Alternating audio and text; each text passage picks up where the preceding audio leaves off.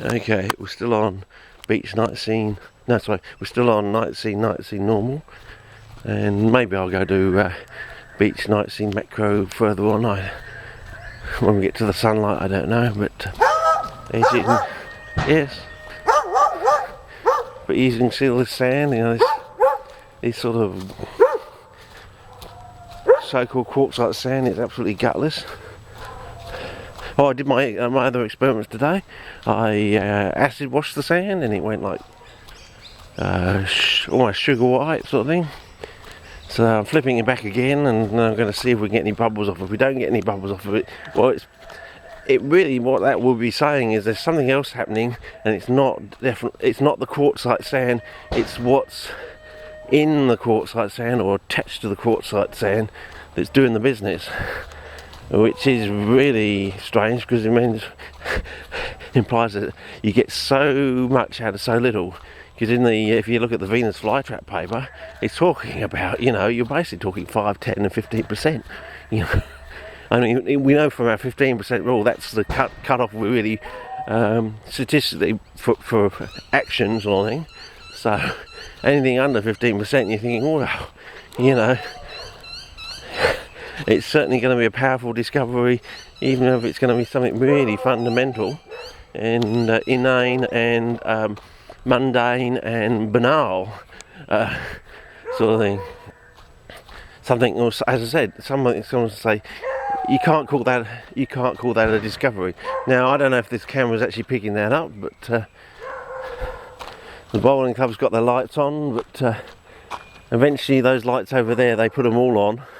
And there's other street lamps that come on at various times, because there's a walkway down here I went across, and when I went one way it had some lights on but not all of them. When I came back it was totally lit up a totally different way, because other lights had come on, and it was quite speckoid, if I want to put it mildly. But because when I was going one way I was using the torch to actually highlight the ground. When I came back I didn't have to use the torch at all. So, and I've actually got footage on video of down here, I think of not a hornet's nest, but you know, a beehive or something that came across one day. And yeah, so hopefully that's still in the lockup. That'll be interesting. But look at this sort of sand here. You know, look at that sand there. I got video footage of this sand here. That sort of stuff was actually sitting here. See the colour difference there? That colour sand used to be on the pathway.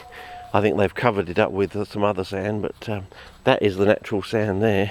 And I've got footage of that during the wet sort of thing. So, and it, as I said, it plumps up. That's one thing about the sand, it plumps up and it does the business sort of thing. So I think we're basically going to get down to brass tacks sort of thing over the summer, I think.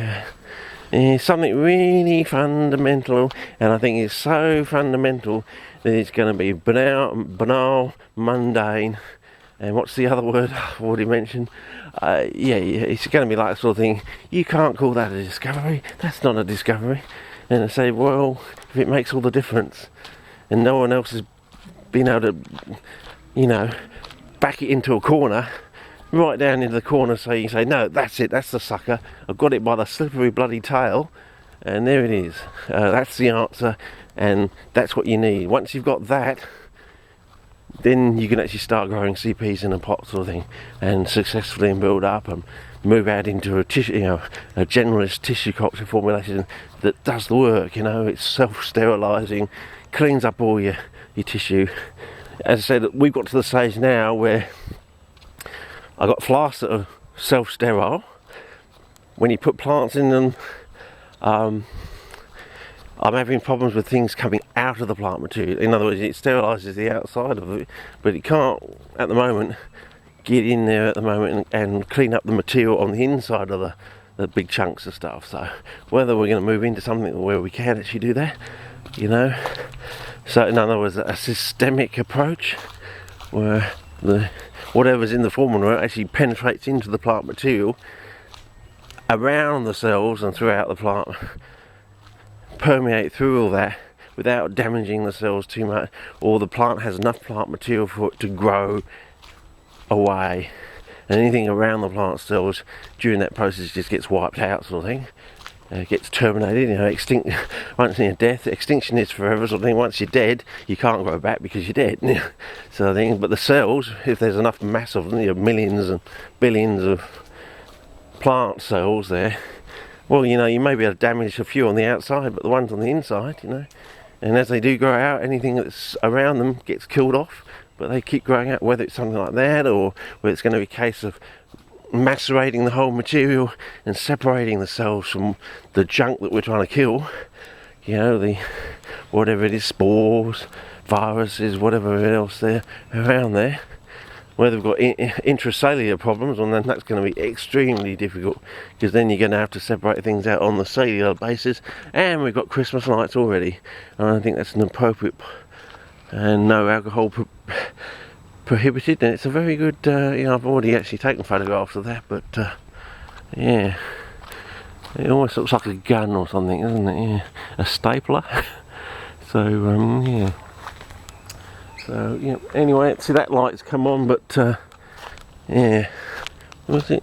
Oh, I don't think they've actually come on. So I don't know what was going on last week. Maybe I've noticed there is a switchboard up there, because on the way back I went past the main switchboard. So whether there was some problem going on, but looks like we got Christmas lights, and time to start a new clip from here. Maybe I'll try beach night scene macro now. How about that?